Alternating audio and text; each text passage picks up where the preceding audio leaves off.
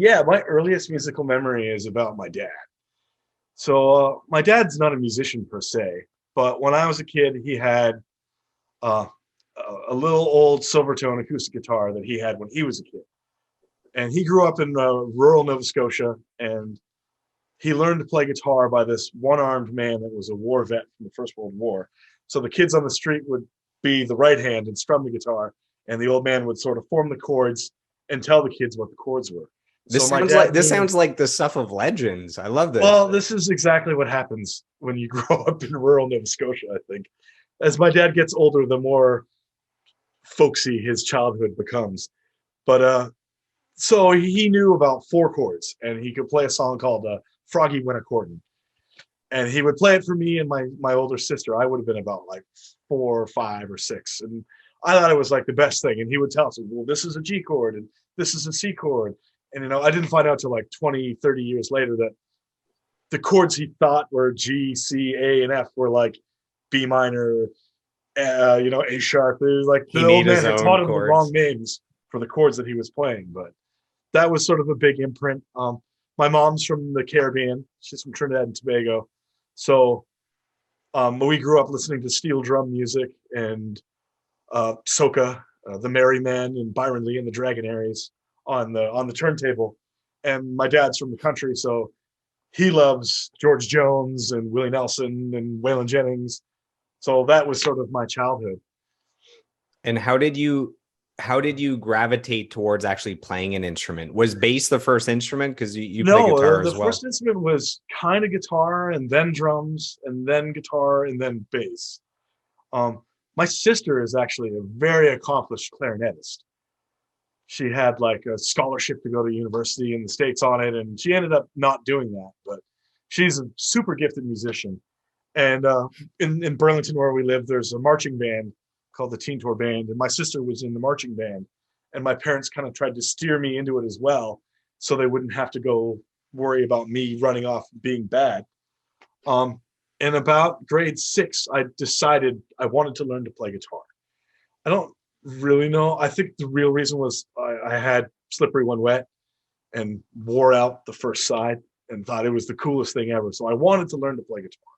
So she got me lessons with a very kind old British gentleman who had a little basement studio up the street, and he taught me how to read music.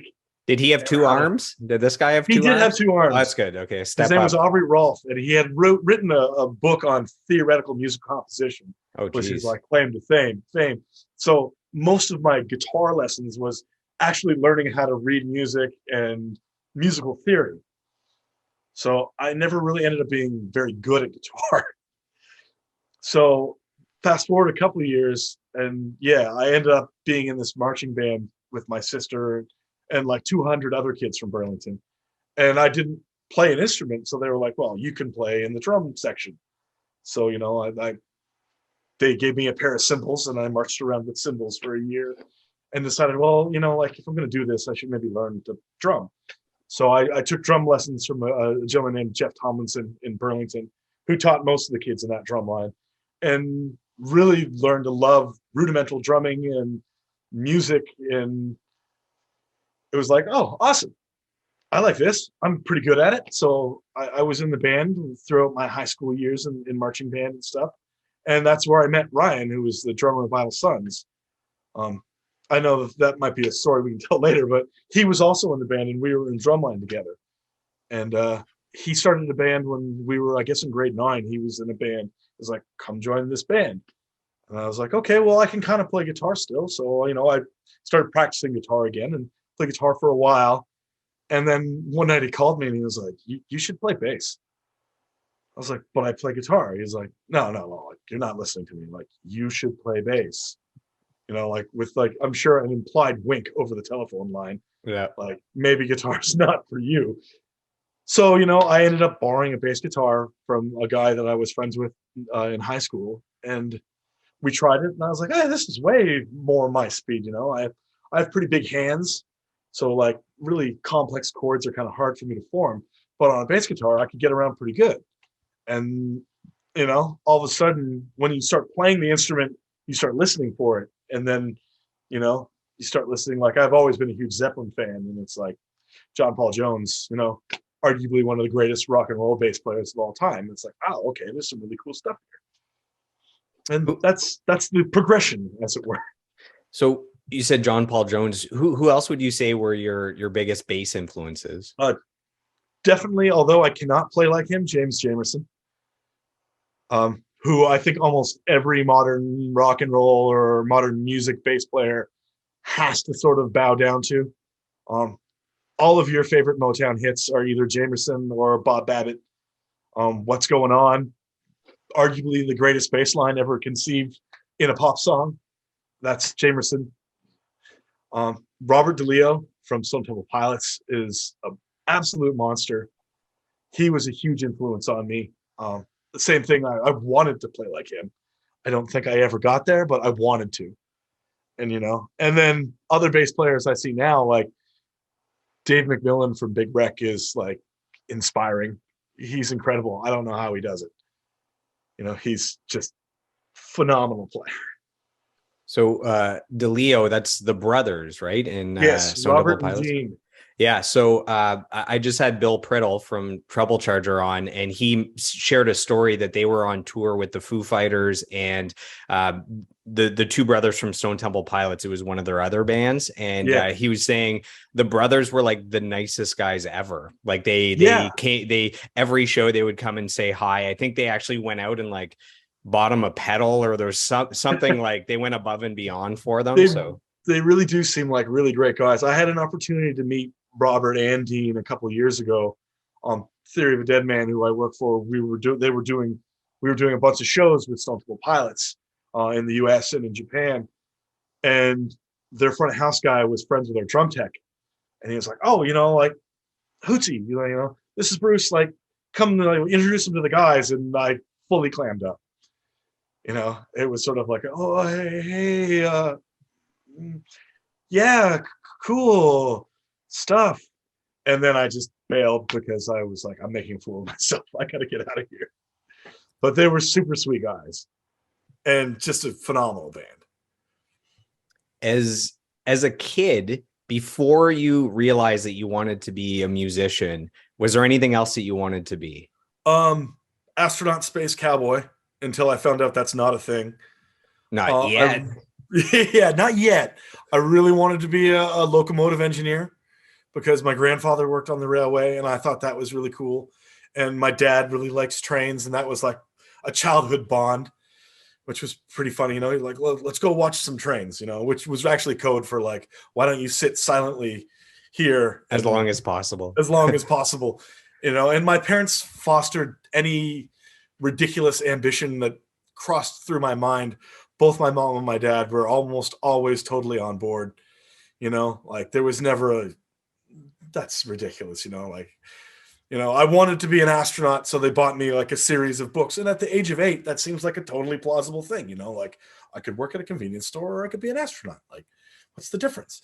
And these little National Geographic books, one was called Let's Go to the Moon, and it made it look like it was totally attainable. So I was like, yeah, astronaut, that's me. It wasn't until, I probably around the age of like 9 or 10 when I realized, oh, I need to be like really, really smart. Okay, well, that's probably not for me. And flying makes me throw up. So yeah, that's probably definitely not for me. You chose two equally improbable careers, making it in the music industry or being an astronaut. So yeah, well, it is making it in the music industry was something that just sort of happened. I never really set out a goal saying like, I'm going to be a great star, or I'm going to do this. I just wanted to be around it. I loved music. I love music. I still love music, all kinds, from modern rock, heavy metal, reggae, country and western, classical music. I love Shostakovich. And just being around it, to be a success was, I guess in my mind is in your mind. You're a success if you think you're successful. But I'm just glad to be able to be around it. If I met you at 12 years old, so if you're 12, okay, who am I meeting? Describe this person at 12. Still dreams of an Um, astronaut or no, music by or 12, I was successfully running a very tiny software piracy ring with some of my friends. We had the Apple IIc computers in grade school, right, which ran off the little floppy disk, and we discovered that if you punched a hole in the side of it with a hole punch, you could copy the discs.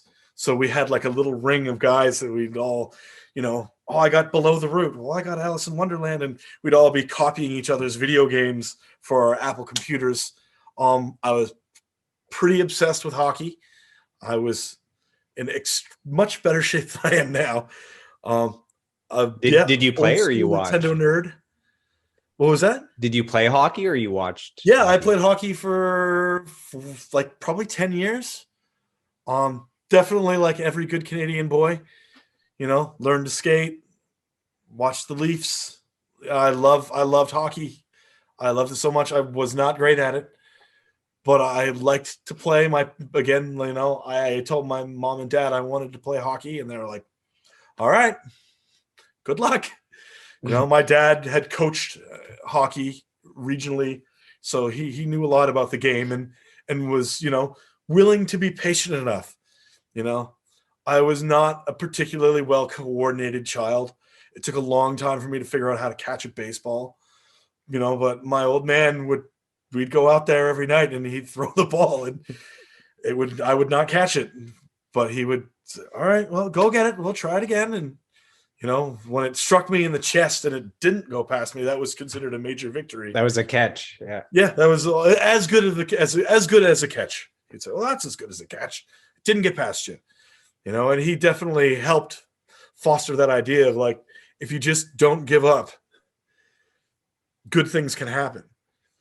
And Your that's kind of been my life. Yeah, your parents sound awesome. So normally a little later on, I ask if you've dealt with any resistance. So normally someone that wants to become a musician, there's a lot of resistance from family and friends where they say, no, no, no, no, go to school, get a good job, play it safe. The music industry, that is a pipe dream. It's one in a million. I think I know the answer, that your family was probably just supportive regardless of what you chose. Yeah, they were relatively, I would say at first it was more of a passive acceptance.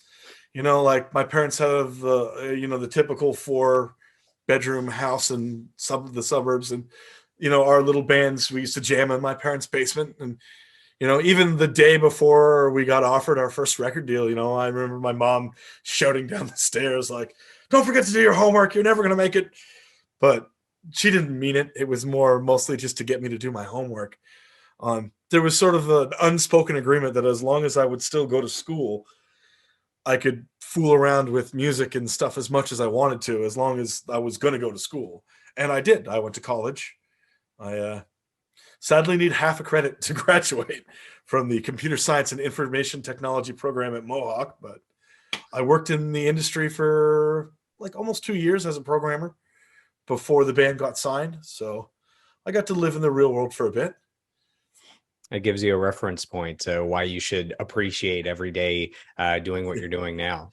Yeah, it certainly does.